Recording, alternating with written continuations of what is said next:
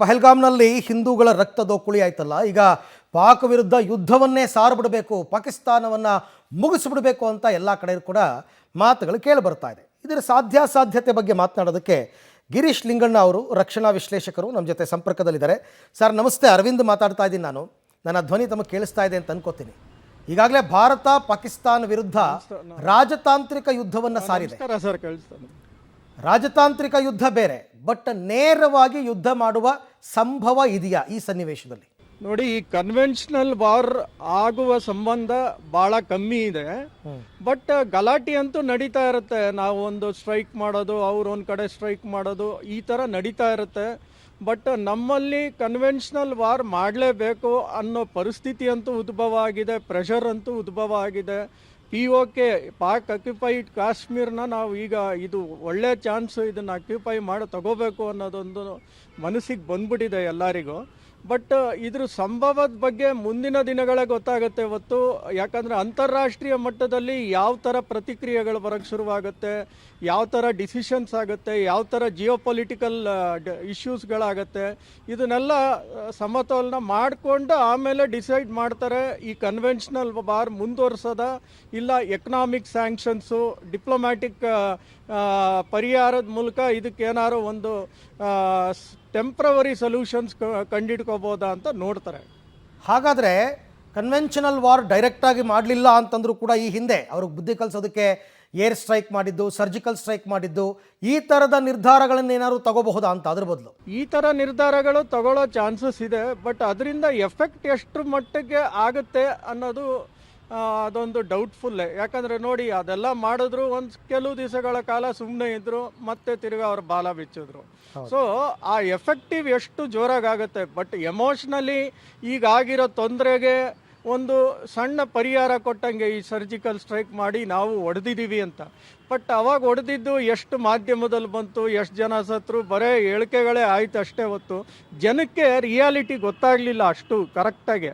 So ನಮ್ಮ army ಮೇಲೆ ನಾನು ಡೌಟ್ ಬೀಳ್ತಿಲ್ಲ, ಅವ್ರು ಖಂಡಿತ ಮಾಡಿದ್ರು, ಅದನ್ನೆಲ್ಲ ಸಪೋರ್ಟ್ ಮಾಡಿದ್ರು. ಬಟ್ ಆ ಎಮೋಷ್ನಲಿ ಎಲ್ಲೋ ಜನಕ್ಕೆ ಇನ್ನೂ ಆ ಸ್ಯಾಟಿಸ್ಫ್ಯಾಕ್ಷನ್ ಇವ್ರಿಗೆ ಬುದ್ಧಿ ಕಲಿಸಿದ್ದೀವಿ ಅಂತ ಇನ್ನೂ ಬಂದಿಲ್ಲ. ಸೊ ಈ ಸಲ ಯಾವ ಥರ ಮಾಡ್ತಾರೆ ಅಂತ ನೋಡಬೇಕು. ಖಂಡಿತ ಸ್ಟ್ರೈಕ್ ಮಾಡ್ತಾರೆ, ಸರ್ಜಿಕಲ್ ಸಣ್ಣ ಮಟ್ಟದ ಸ್ಟ್ರೈಕ್ ಮಾಡ್ತಾರೋ ದೊಡ್ಡದ ಮಟ್ಟದ ಸ್ಟ್ರೈಕ್ ಮಾಡ್ತಾರೋ ಇನ್ನೂ ಹೇಳಕ್ಕೆ ಬರಲ್ಲ. ಬಟ್ ಸ್ಟ್ರೈಕ್ ಅಂತೂ ಖಂಡಿತ ಮಾಡ್ತಾರೆ. ಒಂದು ವೇಳೆ ಕನ್ವೆನ್ಷನಲ್ ವಾರೇ ಡಿಕ್ಲೇರ್ ಆಯಿತು ಅಂತಲೇ ಅಂದ್ಕೊಂಬೋಣ. ಹೆಂಗೆ ಸರ್ ಬಲ ತಾವು ಕಂಡಂತೆ? ಪಾಕಿಸ್ತಾನ ಬಲ ತುಂಬಾ ಕಮ್ಮಿ ಇದೆ ನಮ್ಮ ಇಂಡಿಯನ್ ಬಲದ ಮುಂದೆ. ನಮ್ಮ ಹತ್ರ ಇರೋ ಇನ್ಫ್ರಾಸ್ಟ್ರಕ್ಚರ್, ವಾರ್ ಮಾಡುವಂಥ ಇನ್ಫ್ರಾಸ್ಟ್ರಕ್ಚರು, ಅದನ್ನೆಲ್ಲ ನಾವು ತಗೊಂಡ್ರೆ ಪಾಕಿಸ್ತಾನ ಮುಗ್ಸೋಕ್ಕೆ ನಮ್ಮ 3-4 ದಿವಸನೂ ಬೇಕಿಲ್ಲ, ಬರೇ ಪಾಕಿಸ್ತಾನ ಆದರೆ. ಬಟ್ ಈ ಕನ್ವೆನ್ಷನಲ್ ವಾರ್ ಯಾವಾಗಲೂ ಬೇಗ ಮುಗಿಯಲ್ಲ. ನೀವು ನೋಡಿದ್ದೀರಾ ಇಸ್ರೇಲು ಗಾಜಾ ಯಾವ ಥರ ನಡೀತಾ ಇದೆ ಕನ್ವೆನ್ಷನಲ್ ವಾರ್ ಅಂತ. ಉಕ್ರೇನ್ ರಷ್ಯಾ ನೋಡ್ತಾ ಇದ್ದೀರಾ ಯಾವ ಥರ ನಡೀತಾ ಇದೆ ಕನ್ವೆನ್ಷನಲ್ ವಾರ್ ಅಂತ. ಇಲ್ಲಿ ಮಿಲ್ಟ್ರಿ ಲಾಬಿ, ಅಂತಾರಾಷ್ಟ್ರೀಯ ಲಾಬಿ ಎಲ್ಲ ತುಂಬಾ ಇಲ್ಲಿ ಆ್ಯಕ್ಟ್ ಆಗೋಕ್ಕೆ ಶುರುವಾಗುತ್ತೆ. ಈ ಕನ್ವೆನ್ಷನಲ್ ವಾರ್ ಶುರುವಾಗಿದ ತಕ್ಷಣ ಅವ್ರದ್ದು ಒಂದು ಲಾಬಿನೇ ಇದೆ, ಈ ಮಿಲ್ಟ್ರಿ ಇಂಡಸ್ಟ್ರೀಸ್ ಲಾಬಿ, ವೆಪನ್ಸ್ಗಳು ಕೊಡೋದು, ಇದು ವಾರ್ನ ಕಂಟಿನ್ಯೂ ಮಾಡೋಕ್ಕೆ ಟ್ರೈ ಮಾಡೋದು, ಇಂಥವೆಲ್ಲ ನಡೀತಾ ಇದೆ. ಅದರಿಂದ ಈ ಹಮಾಜ್ ಇಸ್ರೇಲ್ ವಾರ್ ಅಷ್ಟು ಬೇಗ ಮುಗಿತಾ ಇಲ್ಲ. ಸೊ ಕನ್ವೆನ್ಷನಲ್ ವಾರ್ ಅಂತ ಫುಲ್ ಫ್ಲೆಡ್ ಸ್ಟಾರ್ಟ್ ಆದರೆ ಅದು ಯಾವತ್ತಿದ್ರೂ ಒಂದು ಮುಗಿದೆಯಾರ ಅಂತ ಕಷ್ಟ ಆಗುತ್ತೆ. ಬಟ್ ರಿಯಲ್ ಆಗಿ ಯಾರೂ ಸಪೋರ್ಟ್ ಮಾಡದೆ ಪಾಕಿಸ್ತಾನ್ಗೆ ಕನ್ವೆನ್ಷನಲ್ ವಾರ್ ಮಾಡ್ಬೋದು ಅಂತ ಏನಾರೋ ಡಿಕ್ಲೇರ್ ಆಗೋದ್ರೆ ಖಂಡಿತ ಒಂದು 3-4 ದಿವಸದಲ್ಲೇ ಮುಗಿಸ್ಬಿಡ್ಬೋದು ನಾವು. ಈ ಸತ್ಯ ಪಾಕಿಸ್ತಾನಕ್ಕೂ ಗೊತ್ತು, ನಮ್ಮ ಸೇನೆ ಭಾರತದ ಸೇನೆ ಮುಂದೆ ಏನೇನೂ ಇಲ್ಲ ಅಂತ. ಆದರೂ ಅವ್ರ ಧೈರ್ಯ ನೋಡಿ. ಈಗ ಇಷ್ಟೆಲ್ಲ ಆದರೂ ನಿನ್ನೆ ಮಿಡ್ನೈಟ್ ಎಲ್ಲ LOCನಲ್ಲಿ ಗುಂಡಿನ ದಾಳಿಯನ್ನು ಮಾಡಿದ್ದಾರೆ. ಅಂದರೆ ನಮ್ಮನ್ನು ಪ್ರಚೋದನೆಗೆ ಒಳಪಡಿಸೋದಕ್ಕೆ ನಿನ್ನೆ ರಾತ್ರಿ ಎಲ್ಲ ಫೈರ್ ಮಾಡಿದ್ದಾರೆ. ಯಾವ ಧೈರ್ಯ ಅಂತ ಅವ್ರಿಗೆ?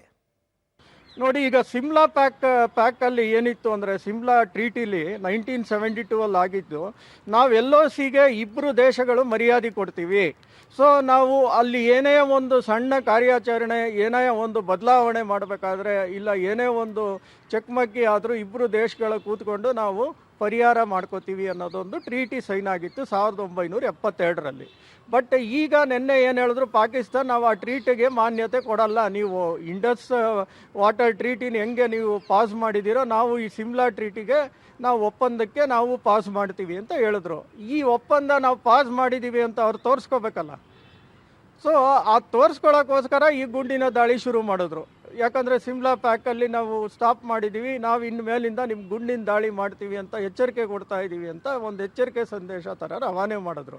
ಬಟ್ ಅದು ಎಷ್ಟರ ಮಟ್ಟಕ್ಕೆ ನಾವು ಭಾರತೀಯರು ಅದನ್ನು ಮಾನ್ಯತೆ ಕೊಡ್ತಾರೆ ಅಂತ ನನಗೂ ಹೇಳೋಕ್ಕಾಗಲ್ಲ. ಯಾಕಂದರೆ ಅದು ನಡೀತಾ ಇರುತ್ತೆ, ಅದೊಂದು ಸಣ್ಣ ಪುಟ್ಟ ಗುಂಡಿನ ದಾಳಿಗಳು. ಅದಕ್ಕೆ ಯಾರು ನಮ್ಮವ್ರು ಯಾರು ಅಷ್ಟು ತಲೆ ಕೆಡಿಸ್ಕೊಳ್ಳಲ್ಲ ಆ ಗುಂಡಿನ ದಾಳಿಗೆ. ಅಲ್ಲ ಸರ್, ಪ್ರವಾಸೋದ್ಯಮವನ್ನೇ ನಂಬಿರುವ ಜಮ್ಮು ಕಾಶ್ಮೀರದಲ್ಲಿ ಪ್ರವಾಸಿಗರನ್ನೇ ಟಾರ್ಗೆಟ್ ಮಾಡಿ ಹೊಡಿತಾರೆ ಸ್ಥಳೀಯರ ಸಹಾಯ ತಗೊಂಡು ಅಂತಂದರೆ, ಹಾಗಾದರೆ ಆ ಸ್ಥಳೀಯರಿಗಾದರೂ ಬುದ್ಧಿ ಬೇಡವಾ ಅಂತ.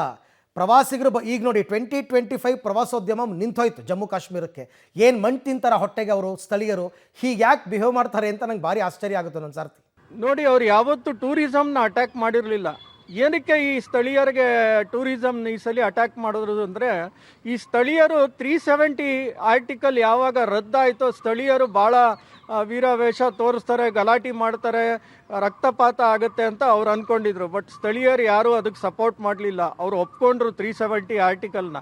ಸೊ ಅವ್ರಿಗಿದ್ದೇನು, ಇವ್ರ ಮೇಲೂ ಒಂದು ದ್ವೇಷ ಸಾಧಿಸ್ಬೇಕಾಗಿತ್ತು ಸ್ಥಳೀಯರ ಮೇಲೂ. ಅದಕ್ಕೇನು ಮಾಡಿದ್ರು, ಟೂರಿಸಮ್ನ ಹೊಡೆದ್ರು. ಟೂರಿಸಮ್ ಹೊಡೆದ್ರೆ ಎಕನಾಮಿ ಕಂಪ್ಲೀಟ್ ಬಿದ್ದೋಗುತ್ತೆ. ನೋಡಿ, ಸ್ಥಳೀಯರು ಎಲ್ಲರೂ ಅವರು ಇವ್ರಿಗೋಸ್ಕರ ಸಪೋರ್ಟ್ ಮಾಡಲಿಲ್ಲ ಟೆರರಿಸ್ಟ್ಗೆ. ಯಾರೋ 1-2% ಮಾಡಿದ್ದಾರೆ, ಇಲ್ಲ ಅಂತ ನಾನು ಹೇಳ್ತಾ ಇಲ್ಲ. ಬಟ್ ಹಂಗೆ ಅಂದ್ಬಿಟ್ಟು ಎಲ್ಲ ಸ್ಥಳೀಯರು ಇದಕ್ಕೆ ಅವರು ಸಪೋರ್ಟ್ ಮಾಡಿದ್ದಾರೆ ಅಂತ ಹೇಳಕ್ಕೆ ಬರಲ್ಲ. ಈಗಾಗಲೇ ನೋಡಿ, ಅಲ್ಲಿ ಗಲಾಟೆ ಮಾಡ್ತಾ ಇದ್ದಾರೆ ಸ್ಥಳೀಯರು. ನಾವು ಇದಕ್ಕೆ ಯಾವುದೇ ವಿಧವಾದ ಪ್ರಚಾರ ಕೊಡಲ್ಲ, ಕಾಶ್ಮೀರ್ ಜನನ್ನ ಇದಕ್ಕೆ ಕನೆಕ್ಟ್ ಮಾಡ್ಕೋಬೇಡಿ ಅಂತಲೂ ಪ್ರಚಾರ ಕೊಡ್ತಾ ಇದ್ದಾರೆ. ಹಾಗೂ ನೋಡ್ಬೋದು, ಕೆಲವು ಜನ ಅವರು ಸೇವ್ ಮಾಡಿರೋದು ಸ್ಥಳೀಯರೇ ಇವ್ರನ್ನ ಎತ್ಕೊಂಬಂದು ಸೇವ್ ಮಾಡಿರೋದು. ಎಲ್ಲ ಸ್ಥಳೀಯರು ಇದಕ್ಕೆ ಪ್ರಚೋದನೆ ಕೊಟ್ಟಿದ್ದಾರೆ ಅನ್ನೋದು ಸುಳ್ಳು. ಅಲ್ಲ, ನಿಜ, ಎಲ್ಲ ಸ್ಥಳೀಯರು ಯಾಕಂದ್ರೆ ಪ್ರಚೋದನೆ ಅವರು ಕೊಟ್ಟಿದ್ದು ಅನ್ನೋದ್ಮೇಲೆ ಅವರೇ ಕಲ್ಲು ಹಾಕೊಂಡಂಗೆ. ಖಂಡಿತ. ಈಗಾಗಲೇ ಪರಿಸ್ಥಿತಿ ಹಾಗೆ ಆಗಿದೆ ಸರ್. ನಾನು ಅದೇ ಹೇಳಿದ್ದು, ಯಾರೋ ಕೆಲವರು ಸಹಾಯ ಮಾಡಿದ್ದಾರೆ ಅಂತಂದರೆ ಆ ಯಾರೋ ಕೆಲವರಿಂದ ಅಲ್ಲಿ ಇರೋರೆಲ್ಲರೂ ಸಫರ್ ಮಾಡಬೇಕಲ್ಲ. ಖಂಡಿತ ಹಂಗೆ ಆಗುತ್ತೆ. ಈಗ ಎಲ್ಲರೂ ಸಫರ್ ಮಾಡಬೇಕು. ಯಾರು ಈಗ ಕಾಶ್ಮೀರ್ಗೆ ಹೋಗೋ ಅಷ್ಟು ಧೈರ್ಯ ಮಾಡೋಕ್ಕಾಗಲ್ಲ.